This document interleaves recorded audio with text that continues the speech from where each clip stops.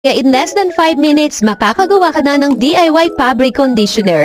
Yes, malaki talaga yung matitipid natin dito. Plus, pwede ka pang magkaroon ng negosyo na maliit na kapital ang kailangan. Dahil sa murang halaga nga lamang, pwede ka nang magkaroon ng small business at napakadali lang din itong gawin. Pang 5 liters nga lang pala itong kinuha ko mga mi. Dahil panggamit lang naman ito sa bahay, kailangan lang natin dito ng 4 liters na tubig. Then shake muna natin tong magic kit bago dahat-dahat ibuhos ng paikot sa tubig. Sunrise fresh nga pala tong ginawa ko. At habang hinahalo ko nga ito ay amoy na amoy ko na yung bango ng fabric conditioner. At halos kaamay niya yung kilalang brand ng fabric conditioner. Haluin lang sa loob ng 3 minuto o hanggang sa matunaw at wala ka nang makitang buo-buo. At tapos nating haluin, rest lang natin to ng 3 days bago natin isarin sa lagayan or bago gamitin. At dahil nga panggamit lang naman ito ay isinalin ko na nga ito sa mga lalagyan. Kaya mga mi, kung gusto nyo din makatipid at magkaroon ng small business, umpisihan nyo na dito sa DIY fabric conditioner from Wise Cleaner.